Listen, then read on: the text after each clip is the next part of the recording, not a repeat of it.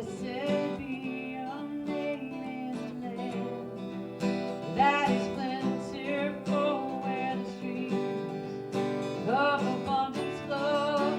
Blessed be your name.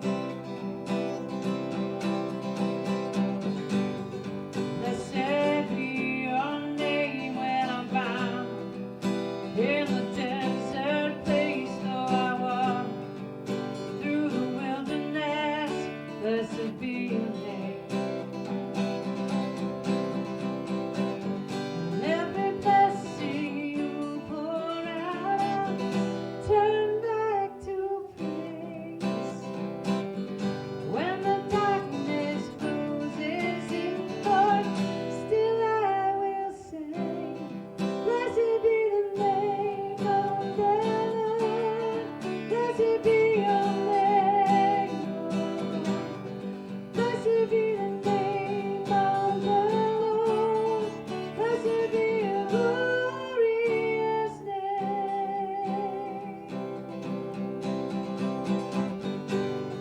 Blessed be your name when the sun's shining down on me, when the world's all as it should be. Blessed be your name. And even more. Blessed be your name when the roads mark with suffering, though there's pain in the offering. Blessed be your name. And every blessing you pour out, I'll turn back to praise. When the darkness closes in, Lord, still I will say, blessed be the name of the Lord. Blessed be your name, Jesus. Blessed be the name of the Lord. Blessed be your glorious name. You give and take away. Give and take away. My heart will choose to say, blessed be your name. Blessed be the name of the Lord. Blessed be your name. Blessed be the name of the Lord. Blessed be your glorious name.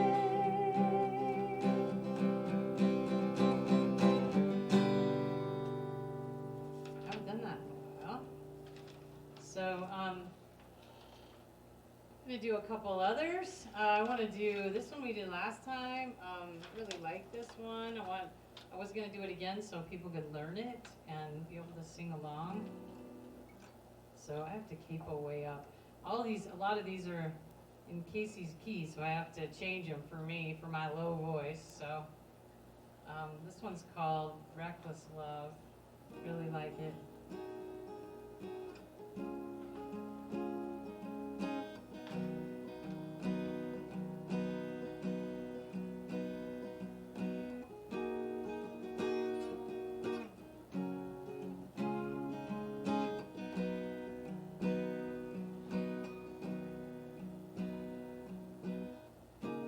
For I spoke a word, you're singing over me.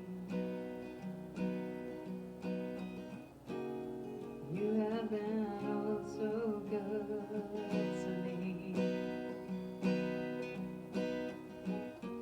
For I took a breath, you breathed your life in me. You have been oh so kind to me. Oh, the overwhelming, never-ending, reckless love of God. Oh, it chases me down, fights when I'm found, leaves the 99. I couldn't earn it, I don't deserve it, still you give yourself away. Oh,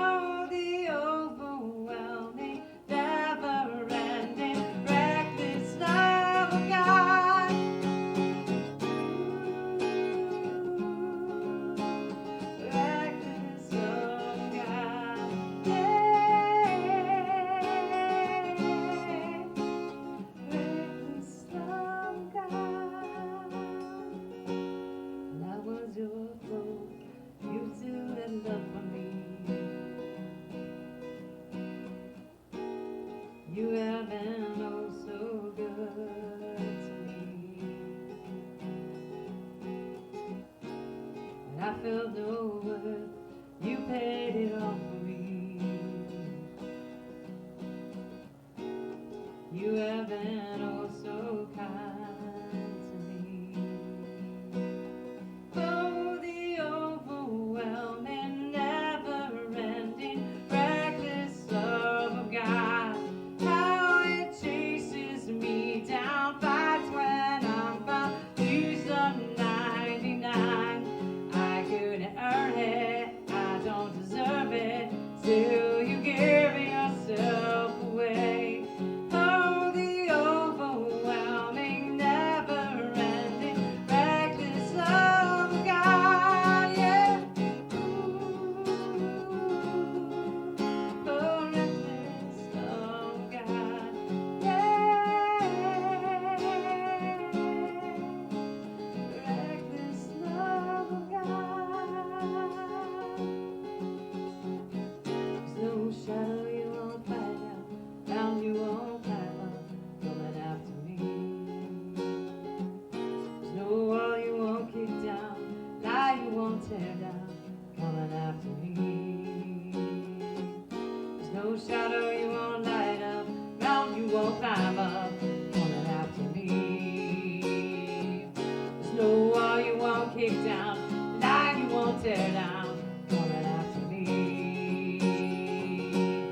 Oh, the overwhelming, never-ending, reckless love of God.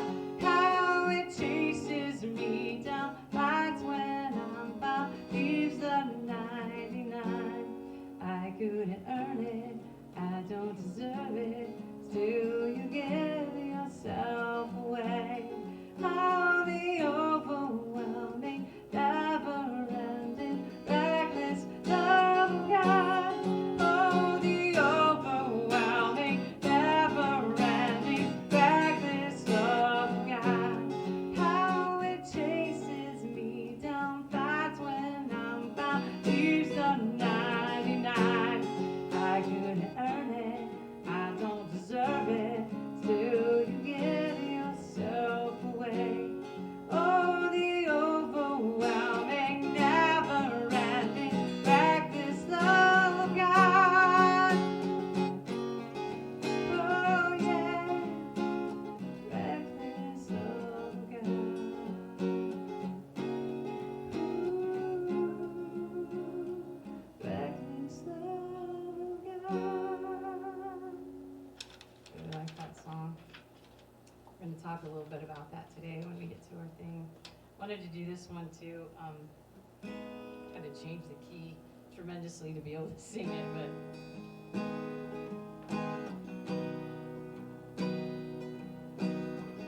you guys should know this one too, so you can sing along. Oh, it's pieces broken and shattered, mercy gathered, vented and whole, empty-handed, but not forsaken. I've been set free, I've been set free. Amazing grace, how sweet the sound, saved a wretch like me. Oh, I once was lost, but now I'm found, was blind, but now I see. Oh,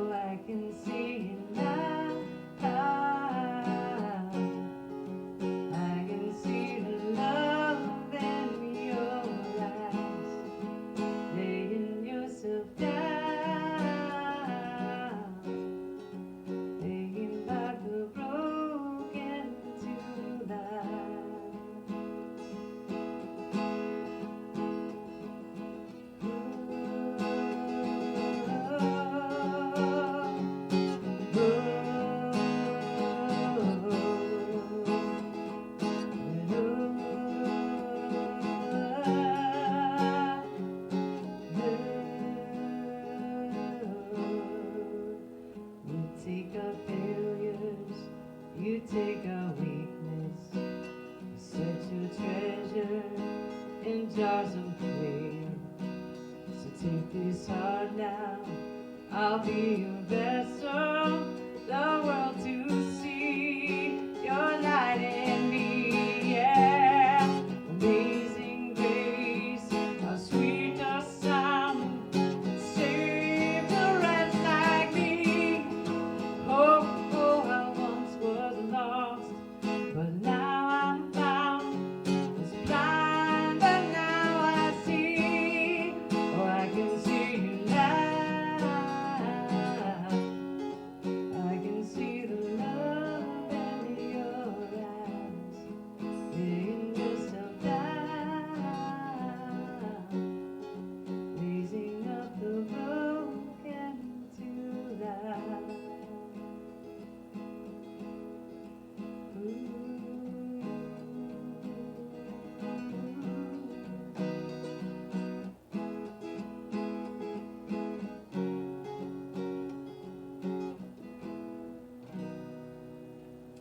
I like that one. So we're kind of ending our thing with Paul and talking about, we're ending Acts tonight. I don't know if we'll get all the way through it. It's pretty cool, but you know, in light of what I'm gonna do one of my songs that I haven't done in a while, but Paul's the one who wrote about the thorn in the flesh. Like, he said that he prayed that God to remove it, and God said, I'm not going to remove it. You're going to just trust me through it. So whatever that is, whatever we've talked about it, whatever, if he had something wrong with his eyes, or some people say he couldn't see well, maybe that's why he had to have somebody write for him. Whatever that thorn in the flesh is, we know that when he went to heaven, it was removed. But in the meantime, we all have to learn to trust Jesus and ask for help.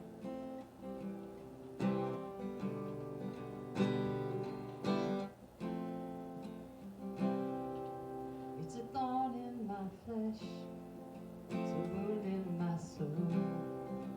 Try as I might, I have little control. Sometimes just an ache, sometimes a prison of pain. But on my own power, it's a losing game.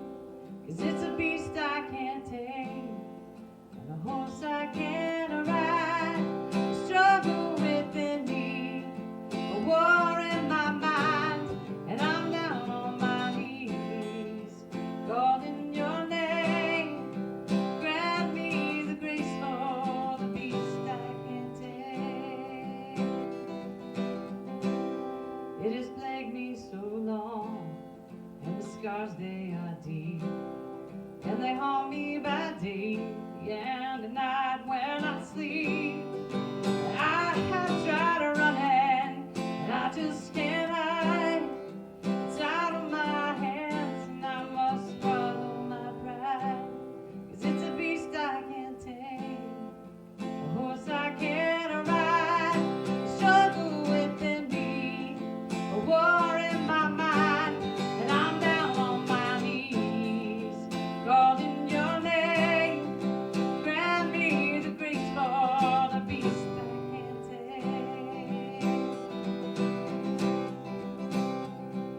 And I cannot fight this at all on my own. On my and I cannot bear this dark burden alone. 'Cause it's a beast I can't tame, a horse I can't ride. Struggle within me, a war in my mind. Oh, I'm down on my knees, calling your name. Grant me the grace for the beast I can't tame. I'm down on my knees, calling your name. Grant me the grace for the beast I can't tame.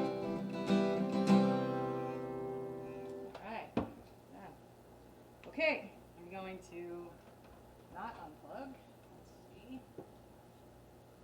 What chapter page? Okay, I will tell you where we're going. So we are gonna get through Acts as far. We're starting in chapter 20, verse 22.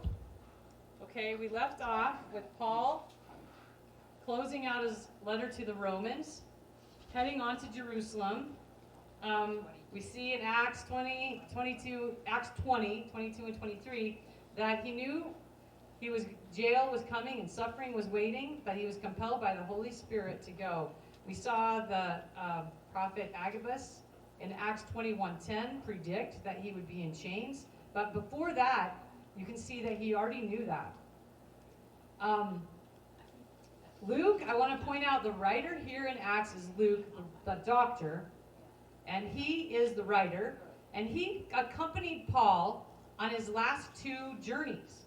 So many of the things we're going to go over today, he says we, because Luke, the doctor, was actually there with Paul during a lot of these things. So it's pretty exciting. Okay, we talked about he stopped at multiple ports along the way through the province of Asia, Greek, and people came out to meet him as if it was the last time that they would see or hear him, and it was. It's kind of like when Billy Graham did his last tour. You know, everyone wants to show up. Like any band that does their, quote, last tour. Some of them do more than one last tour just to get everybody out, right? But he really did a last tour, and people came out. We left off in the people, he goes to Jerusalem where he knows they're after him. He knows they're going to get him, and they do. They get him in chains. They tried to kill him. He was saved by a Roman commander and the regiment, and they pulled him out of the riot, and Paul asks to talk to the crowd. They listen. He tells them his whole story, ending with, I have been called to bring the gospel to the Gentiles. Now, Jerusalem is a city full of Jews, even though many are Christians now. They don't want, many of the high-ranking Jews don't want the Gentiles to have salvation. They're very jealous. They hate them. Okay, so think of it this way. So, do we hate God when he redeems the people that hurt us? I mean, because that's kind of how you have to look at it.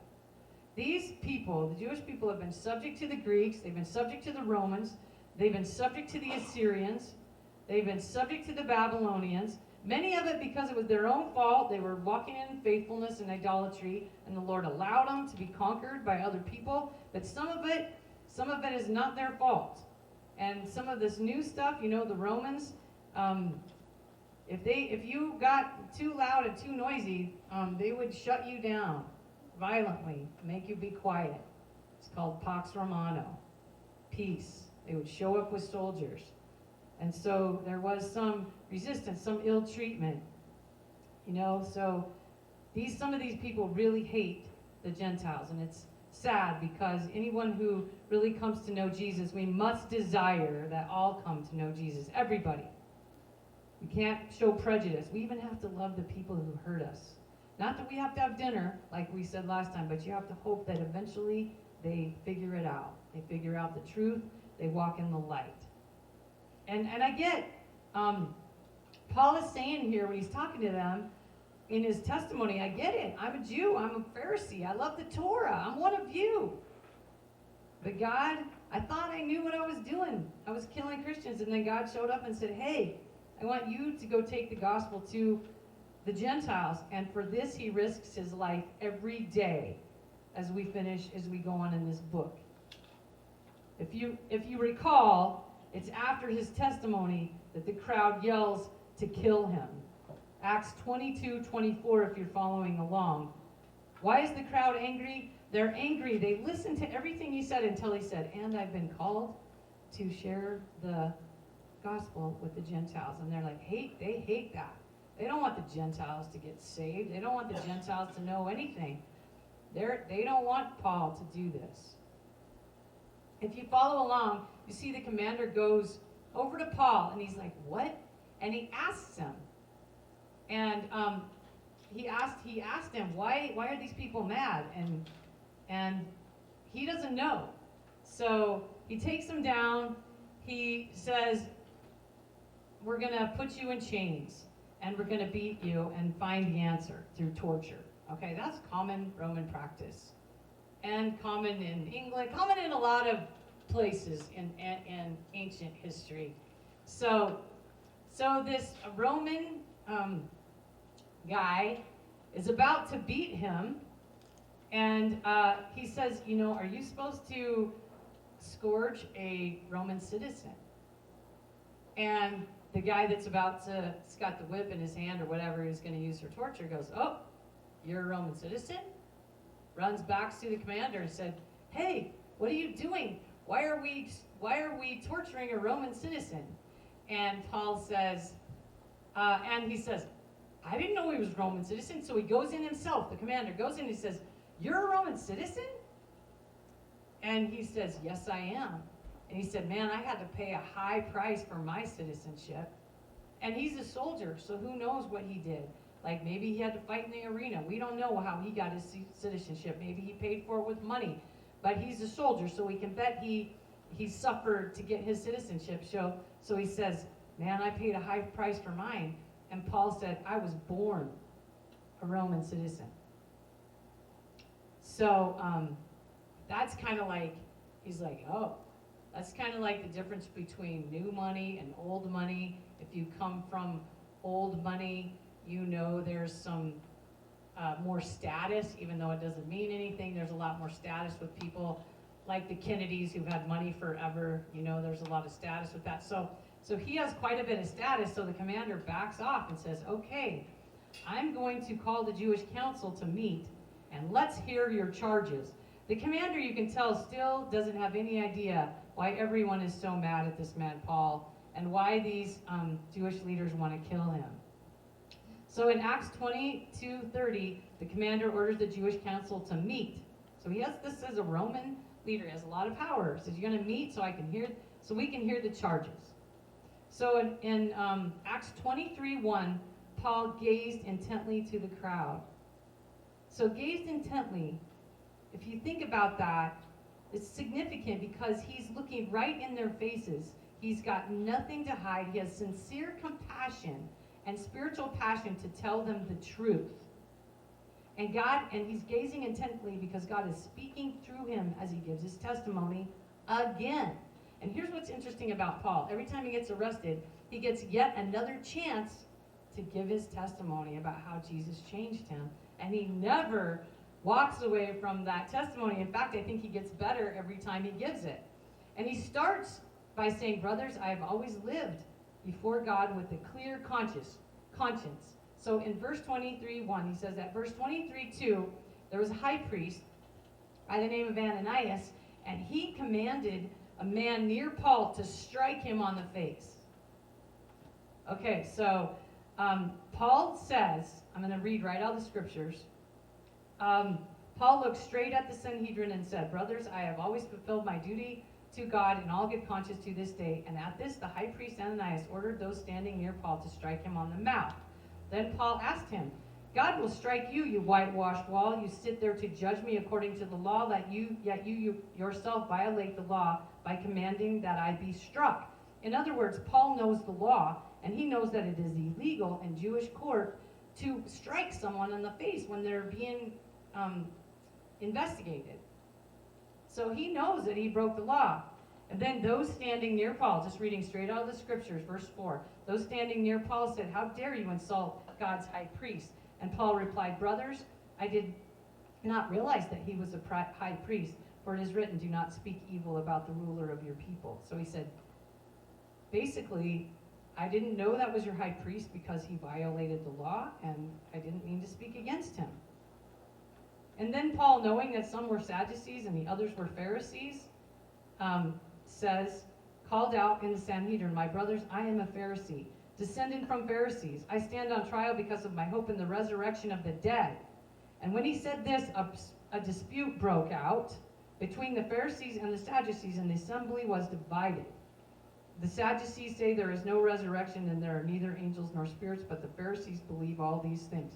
So he is saying, Pharisees, we already believe in the resurrection. Now the Sadducees, we've talked about this, are another Jewish sect that don't believe. It's like this is all you get.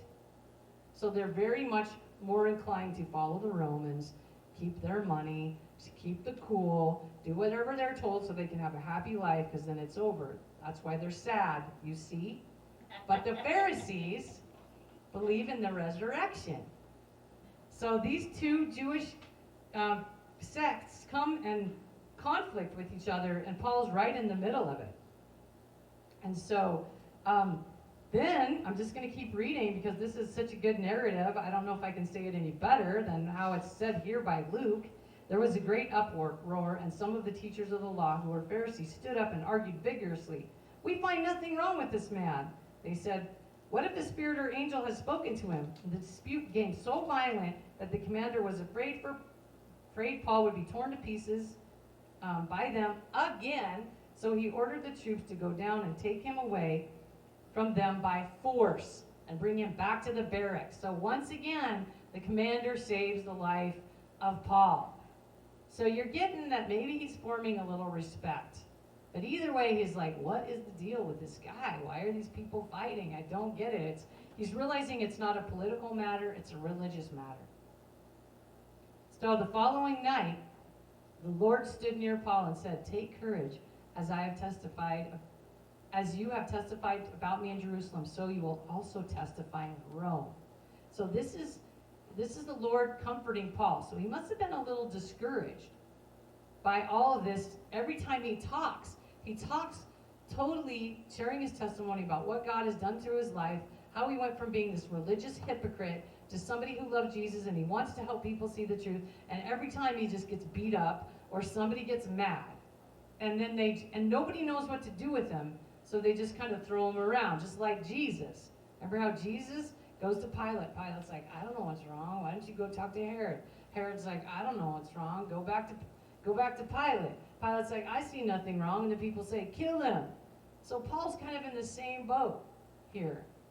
So following along in verse 12, the next morning some of the Jews formed a conspiracy and bound themselves with an oath not to eat or drink until they have killed Paul. Now, this is an ancient thing that people did. When people got serious about killing you, having a conspiracy, they made an oath.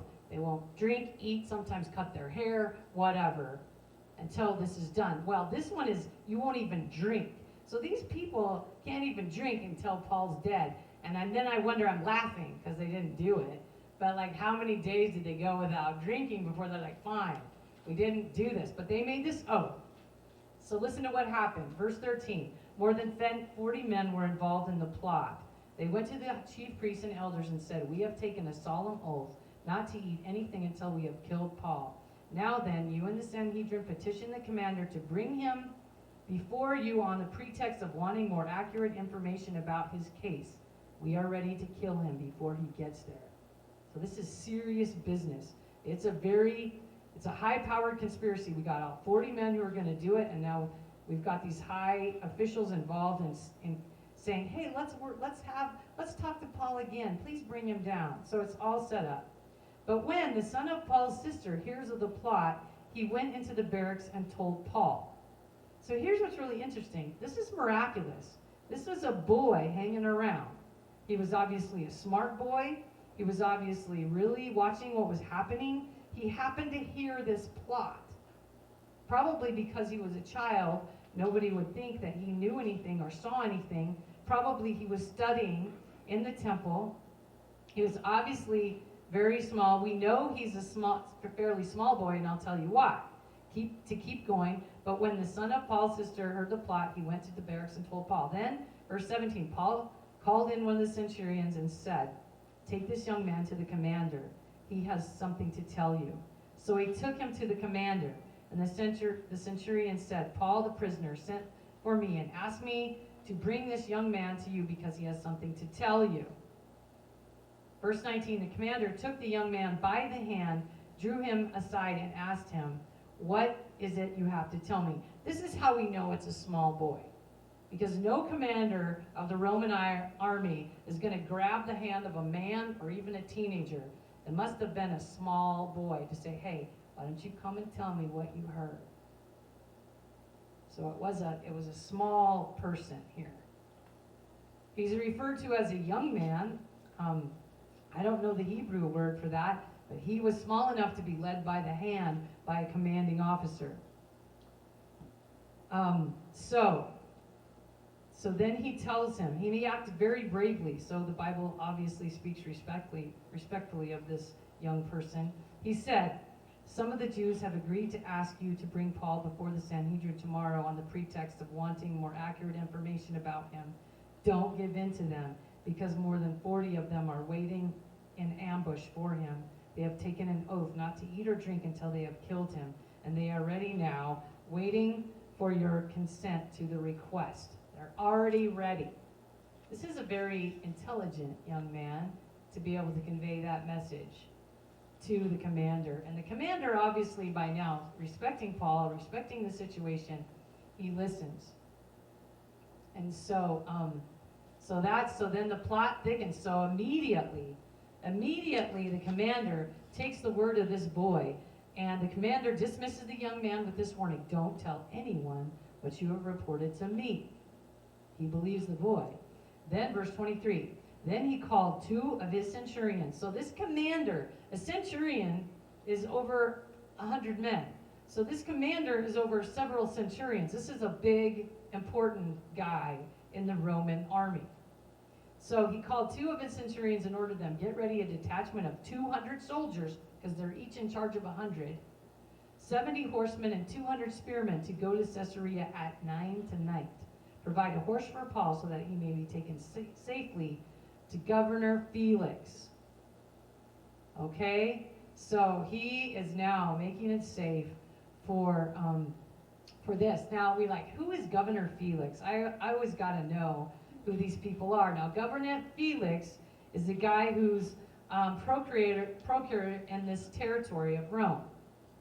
And he is not a cool guy. He is a terrible ruler the Bible is nice to him compared to what every Tacitus and all the historians talk about him. They said he's ruthless and cruel, and he himself was involved in a conspiracy to kill a high priest, a high-ranking Jewish person by the name of Jonathan. He killed him in this conspiracy just because he had complained about him. So eventually he gets called to Rome eventually, but at this time, he wasn't a good ruler, but at this time, this is who Paul gets called to come see this guy, who's not well respected in that territory, but he's also known to be very violent, so nobody wants to mess with him, really. So the commander sends this letter with him, saying his name, Claudius Lysias, to His Excellency Governor Felix. And he gives the letter. The letter says this to Governor Felix: this man was seized by the Jews. They were about to kill him, but I came with my troops and rescued him. Now I have learned that he is a Roman citizen. I wanted you to know why they were accusing him, so I brought him to the Sanhedrin. I found that the accusation had to do with questions about the law, but there was no charge against him deserving of death or imprisonment. When I was informed of the plot to be carried out against the man, I sent him to you at once. I also ordered his accusers to present to you their case against him. Just like Jesus, nothing can be really found to be a problem, so it's going on to somebody else. So soldiers carrying out the orders, this is back to the scriptures, took Paul with them during the night and brought him as far as Antipatris. And the next day they let the cavalry go on with him while they returned to the barracks. And when the cavalry arrived to Caesarea, they delivered the letter to the governor and handed Paul over to him.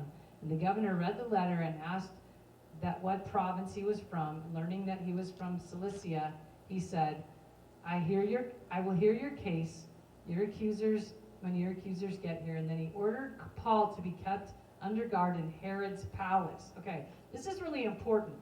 So he didn't just throw him in jail. He kept him in Herod's palace. He gets it. This is a very important prisoner. Maybe he's thinking about Jesus being this important prisoner that was crucified. I don't know. But he kept him in Herod's palace. That would be like, in England, if you were a really important person but you were in trouble, you went to the Tower of London, right? And if you went to the Tower, you were 2 things. Somebody very famous, special, and 2, probably going to die, right? Only time you go to the Tower. A few people did escape from the Tower and were found innocent, but most people that went to the Tower of London did not live. But if you were a special prisoner, they keep you in a special place. That's what this is saying.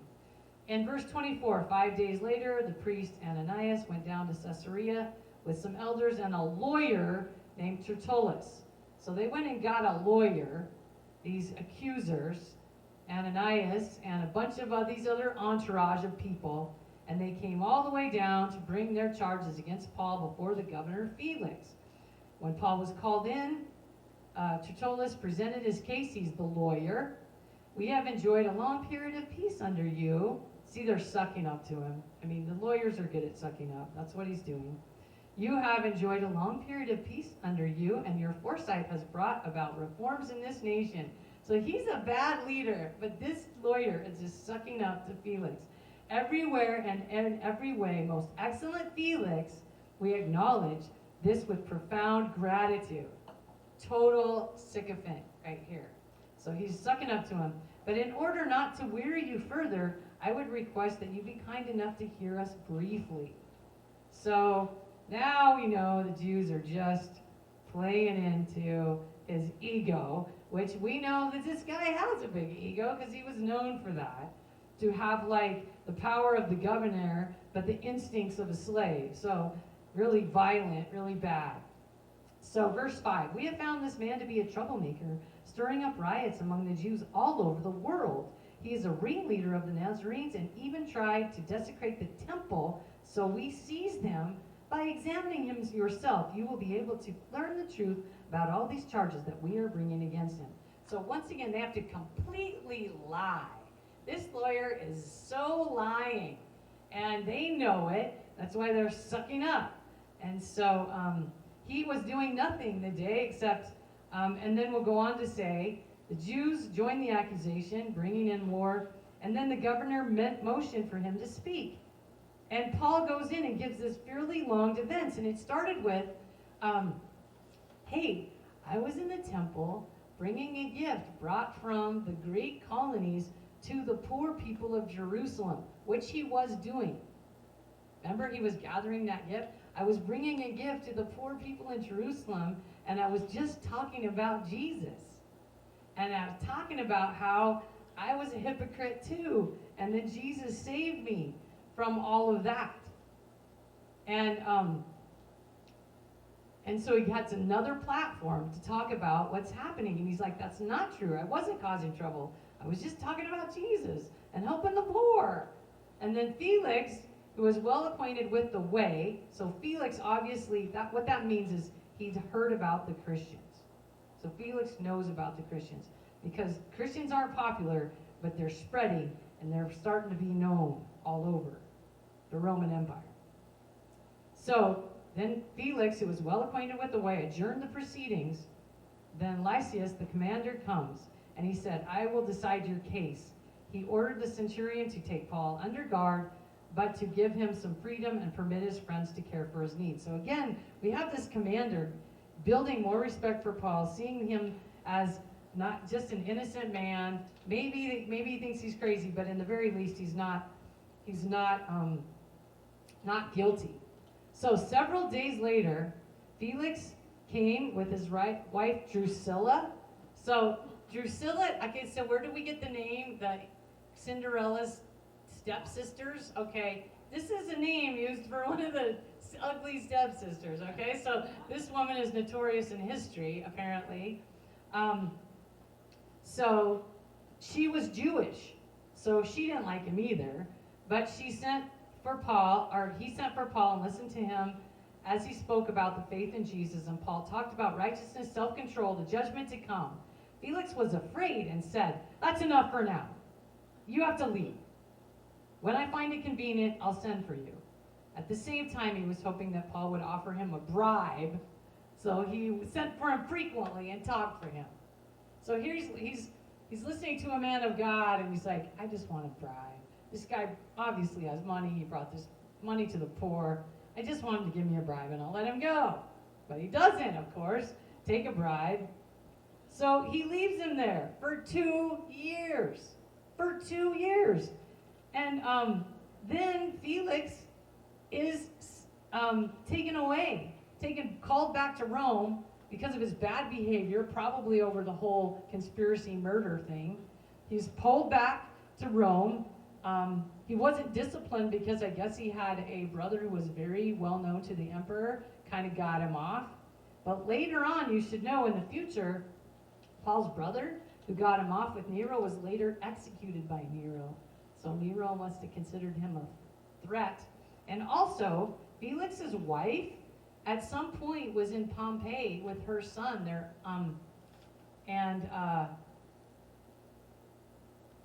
That's when the Mount Vesuvius erupted and all those people were killed. So some of these people that had a chance to hear the gospel, had a chance to see the truth for themselves, didn't take it, and then many of them didn't live long afterwards. So following in verse 25, 3 days after arriving in the province, Festus went up. So this new guy coming in is named Festus. Festus went up from Caesarea, where the chief priests and the leaders appeared before him and presented again the charges against him. Okay? So again, Festus listens to everything, and just reading right out of the scripture. After they requested Festus as a favor to them to have Paul transferred to Jerusalem, for they are preparing an ambush to kill him along the way. Festus answered, Paul is being held in Caesarea. I myself am going there soon. Let some of your leaders come with me. If the man has done anything wrong, they can press charges against him there. And again, we know they're still plotting. They're still saying, if we can just get him to come to Jerusalem, we got him. We'll kill him. After spending 8 or 10 days with them, Festus went down to Caesarea, and the next day he convened the court and ordered that Paul be brought before him. Oh, I wanted to say too, Felix didn't let Paul out of prison for 2 years, just as a way of placating the people. So he is a politician. He's going to do whatever makes more people happy.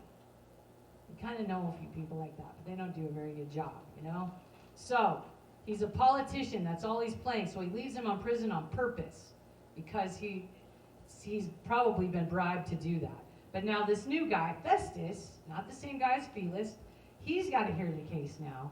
After 2 years of Paul sitting there, but the whole time he was there in prison, he's being visited, he's telling the gospel, he's doing things. And so then again, Paul gets another chance to tell his testimony. And he begins it in verse 8, 25, verse 8. I have done nothing wrong against the Jewish law or against the temple or Caesar. Festus, wishing to do the Jews a favor, are you willing to go to Jerusalem to stand trial for these charges? Paul knows that's not a good idea, so he says, I'm standing now before Caesar's court, or out to be tried. I've done I've not done anything wrong to the Jews, as you yourself know. And then he goes on and he says, I'm not guilty of death. He said, I appeal to Caesar. And as a Roman citizen, he had that right to appeal to the higher court, which is Caesar.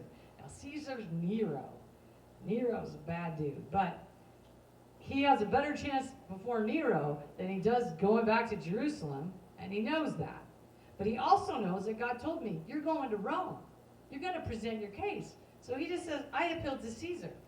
So then, Festus, not knowing what to do, has a visitor, King Agrippa and Bernice. They are, by the way, brother and sister, not husband or wife, although people talked about them with very interesting accusations of the two of these people. But anyway, they pay their visit to Festus, and while they're there, Festus is like, I got this case. I got this weird case with this Paul guy, and I don't know what to do, but it's like this religious thing, and, you want to hear him? Do you want to, you know a little bit about this? And said, he says, I told them, that's not a Roman custom to hand over anyone to Caesar unless we don't know what he did.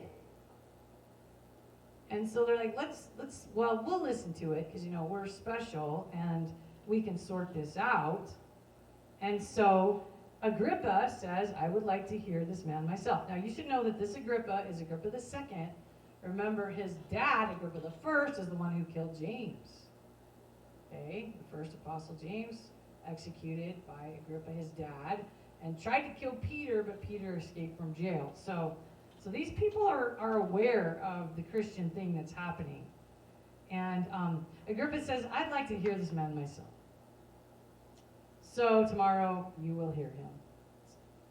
So the next day, Agrippa and Bernice come with great pomp and entered the audience with high-ranking military officers and prominent men of the city. In other words, there was like a parade of these fancy people coming into court. Maybe they were carried, I don't know, kind of like Romans do things. They have this big parade, and all these fancy people show up and they sit down in their special places with all their entourage of people like they're some kind of rock star, and then people proceed with court.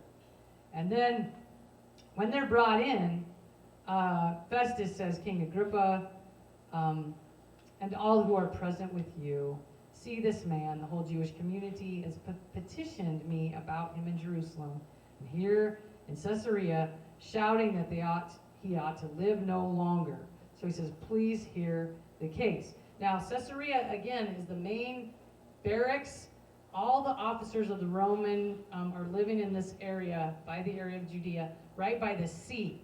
So they have like their famous seaport village where they can enjoy luxury and everything and live by the sea most of the time, so they don't have to hang out in Jerusalem because they hate Jerusalem. So that's why they're in Caesarea. So then Agrippa says to Paul, you have permission to speak for yourself. That's verse 26. So Paul motioned with his hand and began his defense. And he starts all over, talking about the controversies. I beg you to listen patiently, he said. The Jewish people know that since I was a child, from the beginning of my life, I've been a Pharisee. So he's telling, and then he says, I too was convinced that these Christians were bad. I tried to kill them. I did all these things, and then Jesus appeared to me on the road to Damascus. And he told me, why are you fighting against me? And again, he gives his testimony all over again. You'd think they'd get tired of hearing it. But he keeps having, so God is providing him this platform to share his testimony.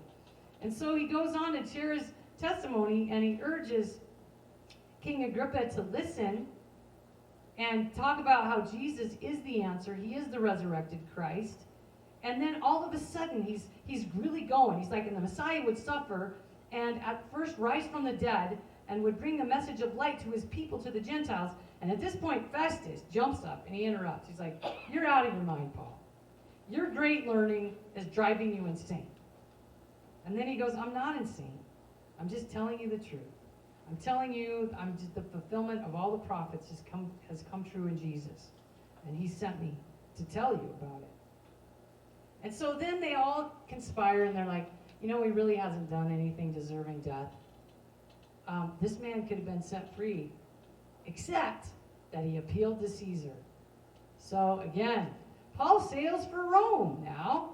So now he's got to go to Rome because he appealed to Caesar, and he's among prisoners, and apparently Luke gets to go with him. So he's earned enough clout to take Luke with him and maybe a couple of people. They boarded a ship to sail on the coast of the province of Asia and to put out to sea. Okay? The next day, when they landed at Sidon, and Julius, in kindness to Paul, he allowed him to go to his friends, and that might provide for his needs. Everywhere he goes, people come out to see him. And these Romans are getting very much more compassionate and friendly about letting him talk to all these people. From there, they went to sea again and passed over to Cyprus because the winds were against us. And then we sailed, in the words of Luke, across the open sea to the coast of Cilicia and Pamphylia, and landed on Myra and Lycra, and it goes all these places, setting out for Italy, going on and on to get to Rome. Much time had been lost because they were in dangerous seas, but now it's the Day of Atonement, and Paul warned them, men, I can see that our voyage is going to be disastrous and great loss to the ship and cargo and to our lives. But the centurion, instead of listening to Paul at this point, followed the advice of the pilot and the owner of the ship. Since the harbor is unsuitable to winter in, the majority decided they would sail on, hoping to reach Phoenix and winter there. There was a harbor in Crete facing the southwest and northwest. So then they didn't listen to Paul, and they headed out. Okay, they headed out, And a gentle wind began to blow, and they saw their opportunity, weighed anchor, and sailed into the shore of Crete. But before long, a long wind hurricane force called a northeaster swept from the island, and the ship was caught by the storm and could not head into the wind. And so they gave it into it and were driven along, so they just let it go. As we passed to the lee of the small island called Cauda, we hardly were able to make the lifeboat secure, and the men hoisted it above, and they passed the ropes under the ship to help hold it together. In other words, the ship is breaking up. So they put ropes around the ship to hold it together. It's in bad shape. And there being violent battering in the storm, they began to throw all their cargo over. On the third day, they threw it over the ship's tackle, overboard with their own hands. And so, they're losing all their fortune by throwing over the cargo, now tearing up the ship. And neither the sun or stars appeared for many days, and the storm continued raging. After they'd gone a long time without food, Paul stood up before them and said, "Men, you should have taken my advice, not to sail from Crete. Then you would have spared yourselves this damage and loss. But now I urge you to keep up your courage, because not one of you will be lost, only the ship will be destroyed. Last night an angel of God, to whom I belong and whom I serve beside me, said, 'Don't be afraid, Paul. You must stand trial before Caesar, and God has graciously given you the lives of all these men. Nevertheless, we must run aground.'" So as it turns out, if you follow the story, everything Paul said happens. And he urges the boy, he said, "You guys all need to eat. You haven't eaten. You got to eat, because we're going to be saved. Tomorrow we're all going to have to swim, and we're all going to make it okay, but you all have to eat." So he tells them to eat. And sure enough, they all made it to shore. So at one point, the soldiers, they have carrying other prisoners. They were going to kill all the prisoners. And now we see something changing here. Verse 43, "But the centurion wanted to save Paul's life and kept them from carrying out their plans, and he ordered those who could swim to jump aboard and get to land, and the rest were to get their own planks in pieces. And they all made it safely." And yet one more thing happens. When they get to Malta, the islanders showed them unusual kindness. They built a fire and welcomed us because it's raining. Paul went to gather a pile of brushwood. So here's this guy. He's like, "Oh yeah, I'm going to go get some wood to help us build a fire." He's not shaken up at all by what's happening. And out of the wood, a poisonous viper, if you read the scriptures, comes out and grabs and bites him on his hand. And the islanders say things like, "Oh, this guy is one cursed man, because he just survived this major shipwreck, and now he gets bitten by the worst viper that we have on our island," and they just watch him and wait for him to die. They're like, "He must be cursed. He must be a terrible murderer." And of course he doesn't die. He's just like keeps putting wood on the fire, and they're like, "Wow." And then they change. They're like, "He must be a god. He must be a god." And so there is so much more. There's a little bit more to the story, which I'll finish next time. But I just want to point out, because we're almost there. I'll sum it up. Anyway, everywhere he goes, people come to him. So after he was on the island, people brought all their sick to him. And another person that was on the island was a very important leader. And he was sick. And so he went over there and he healed him in the name of Jesus. He never took credit for himself.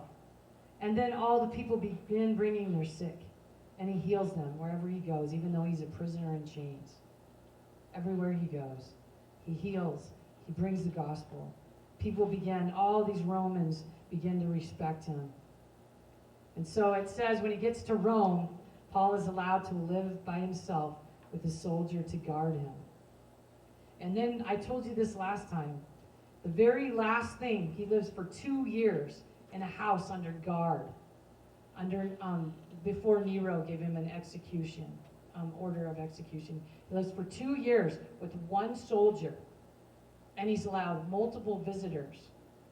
And one of the last things he did, we don't know for sure because the story ends here. Acts ends here. The last thing he did was send for the Jewish leaders, the ones who hate him, the ones who turned him over, the ones who just want to see him die. And he says, they come in, if you follow Scripture, he comes in, and they're like, just one more time, let me tell you about Jesus. One more time. You've got to see how all the prophets, you know them. This was Jesus. It's him. One more time. Just listen. Give me one more time. Just listen to Jesus. And they don't. Or we don't know. It just says he quotes Scripture from the Old Testament. And Acts ends by saying, for 2 whole years, Paul stayed there in a rented house and welcomed all who came. And he proclaimed the kingdom of God and taught about the Lord Jesus Christ with all boldness and without hindrance. That's all we know. Now we know Luke wrote it, and we know that Luke is actually executed by Nero. He's beheaded because he's a Roman citizen. We know that Peter is hung upside down by Nero. We know that all the Christians are blamed because of the fire in Rome, which they did not do. And there's this terrible persecution breaking out. Why doesn't Luke write about that? Maybe, so I read, I was like, what happened to Luke? Because it's not in the Scriptures, so you got to follow historians. Luke died at the age of 84 as a martyr in the Greek city of Thebes. He was hung on a tree, on an olive tree. All of these men died for their faith. So here's Luke in the city of Rome, seeing all these people go to the arena. Some of them get lit on fire, some fed to the beasts, and he's still a Christian because he knows Jesus is the answer, and nobody can stop him from believing. And we don't know why he stopped, why he didn't talk about Paul. Maybe because when the persecution got so bad, because Paul wrote a bunch more letters, and we're going to go over those letters next. While he was there 2 years, he wrote a bunch more letters, and we will talk about them. But here's what we know. Things got so intense in Rome that the people had to flee. So probably everyone who could got out of Rome. And so that's what we see the end of this letter. Here's what we learn. Paul used every opportunity to tell people about Jesus without fear of dying, which he eventually did for Jesus Christ. Paul constantly was in peril because of his faith, and every obstacle he used as a platform to again share his testimony. People near him, even centurions, eventually grow to love and respect and protect him. Paul even wants his enemies to come to know Jesus. That's different. He really loves them. The last thing Luke writes about before he says he lived in this house is that he calls for them to say, hey, give me one more chance to tell you this Jesus. So, no one is the same after hearing the gospel. Some ignore it, become cold-hearted. Like, we don't know what happened. Like, Felix's wife dies in Herculaneum. I don't know what happened to Felix. I don't know if he's with his wife during the volcano eruption or what happened. I couldn't find what happened to him. I found that his brother was also executed by Nero. Paul was eventually beheaded by Nero after the fire. James, the leader of the church in Jerusalem, was also killed by him, and so was Peter. Luke quit writing before his death, and I wonder, maybe it was out of respect for the dead. Maybe it's because they were all on the run, which makes sense. But even Luke, the writer of 2/3 of the Old Testament, do you realize without Luke, the Gospel of Luke and the book of Acts, we wouldn't even know what happened to the early church. Luke, the doctor, who traveled with Paul, wrote 2/3 of the New Testament. And because of him hanging out, writing everything down, we know what happened to the early church. And Luke himself eventually was martyred for the sake of Jesus Christ. So here's what we learn. Nothing stops the grace of Jesus Christ from saving people. Nothing stops the church. You can't kill the church. Eventually in the 300s AD, Constantine allowed Christianity to be practiced openly. But in those first 3 centuries, the church suffered severely and still grew so much that Constantine had to make it legal for people to be Christians because it just became politically impossible to kill all the Christians. That's how real this movement was, because of their real love for Jesus. Also, I recommend a movie. It's not for children, definitely. It's called Paul, the Apostle of Christ. You can get it on Prime. And it shows Luke and is played by Jim Caviezel, who played Jesus in the Passion. And a really interesting glimpse into what it would have been like right when Nero was starting to persecute people. Like I said, there's violence in it and some torture. It's not as bad as the Passion of Christ, but definitely not for children. Just to kind of give you a glimpse of what was going on in the early church. And so I'm going to close there and I was just totally moved by this whole book of Acts. And I've read it tons of times, but I really got to thinking about this person Luke and this person Paul. I mean, Paul witnessed to even the people who wanted to kill him. He just never let up, never stopped talking about Jesus. He knows he's going to die in Rome, and he just never stopped talking about Jesus. That speaks to me. And this guy who watched it all happen probably stood there at the beheading, Luke. Probably watched Peter get hung upside down. Takes the gospel all around the world too. Pretty amazing, pretty powerful gospel of Jesus Christ. Absolutely, you have a choice. Just like Felix, Festus, all those people who almost listened, almost converted, but were like, just come back and talk to me later. I think people do that. I'm just not ready to deal with that. Come back and talk to me later. I can't handle it right now. Come back and talk to me later. So I think I know God wants everybody, because he says in the Bible, it's not his will that any should perish. So he wants everybody, but he's a gentleman. He doesn't force himself on anybody. It's like, here I offer you my salvation, my grace, my everything for your life and eternity. What are you going to do about it? It's like, you're going to be like Festus, Felix, Drusilla, all those people that just had this chance, like Pilate, and just kind of was like, I don't know. Whatever the people want. I'll go with whatever the people want. It's kind of our society. I just want what the people want. Yeah. No. Can't live in truth and live that way. Let's pray. Heavenly Father, we thank you for the Word of God. I'm so grateful for the book of Acts. I'm so grateful that Luke took the time to write all this stuff down so that we could see what happened in the early church. Man, I love the Word of God. I thank you for the people who are faithful to follow you, Jesus. I thank you for Paul. I thank you for all the Christians who endured incredible hardship just to see the church grow, have people come to know Jesus for time and eternity, that we'll see someday. We'll see Luke, and someday we'll see Paul and Peter and Jesus. Thank God. We love you so much. In Jesus' name, amen. Climb aboard this train, step out of your sin. Climb aboard this train. Climb aboard this train. And step out of your